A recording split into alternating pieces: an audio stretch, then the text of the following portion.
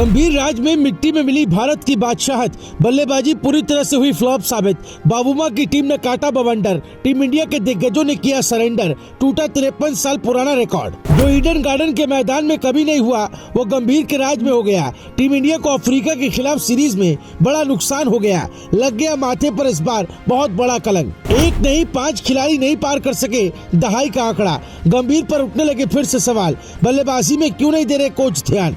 Cricket experts ने जो कहा वो कर देगा आपको भी हैरान। शायद ही किसी ने सोचा होगा उससे भी बड़ा झटका इस बार गौतम गंभीर के राज में टीम इंडिया को लगा है। बार बार अपनी मनमानी दूसरों पर थोपने वाले गंभीर के राज में टीम इंडिया की सारी बादशाहत मिट्टी में मिल गई।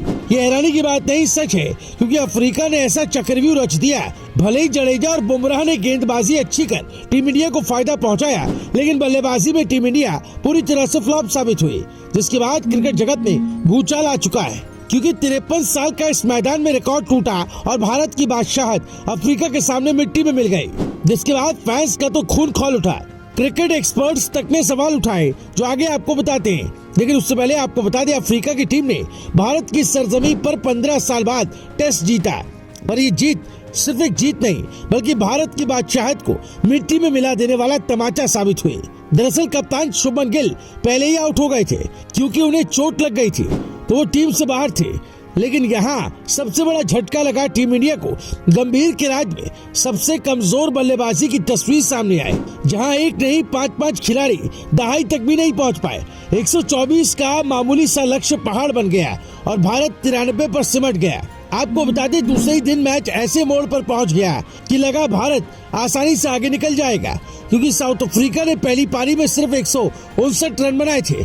मार्करम के 31 रन छोड़ दे तो कोई बल्लेबाज टिक भी नहीं पाया। बुमराह, सिराज और कुलदीप ने मिलकर अफ्रीका की पूरी टीम को तहस नहस कर दिया था।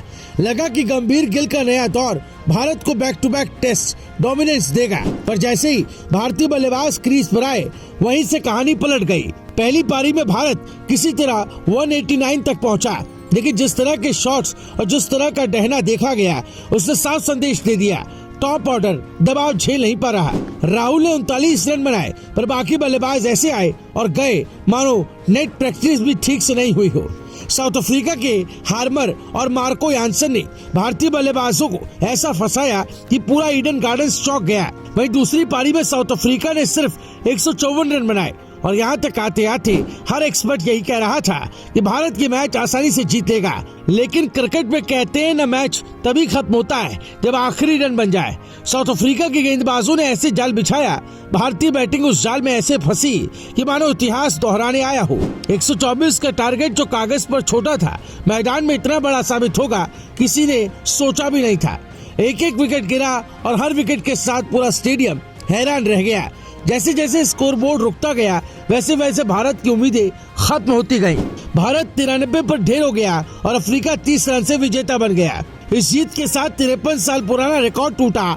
दरअसल ईडन गार्डन्स पर अब तक सबसे कम स्कोर 192 रन डिफेंड किया गया था, लेकिन अब साउथ अफ्रीका ने 124 रन जैसा छोटा स्कोर भी डिफेंड करके इतिहास रच दिया। सवाल ये भी उठ रहा है कि क्या ये गंभीर की आक्रामक रणनीति का उल्टा असर है? क्या बल्लेबाज बिना प्लान बिना सेटअप के मैदान में उतर रहे हैं? अब इस मैच का असर पूरी सीरीज पर पड़ चुका है। 2 टेस्ट की सीरीज में अफ्रीका 1-0 से आगे हो गया और भारत पर एक ऐसा दबाव बना दिया जो पिछले कई सालों से कभी नहीं देखा गया है। अब सीरीज का दूसरा टेस्ट करो या मरो जैसा बन गया है। अफ्रीका के हौसले आसमान पर है, भारत की बल्लेबाजी जमीन के नीचे घुस गई। गंभीर और गिल की जोड़ी पहली बार इतनी कड़ी आलोचना झेल रहे। 124 रन चेज न कर पाना, 5 बड़े बल्लेबाजों का दहाई तक न पहुंचना, 53 साल पुराना रिकॉर्ड टूटा, ये सब मिलकर नई चिंता पैदा कर रहा है। अब अगले मैच में टीम इंडिया क्या करती है देखने वाली बात होगी।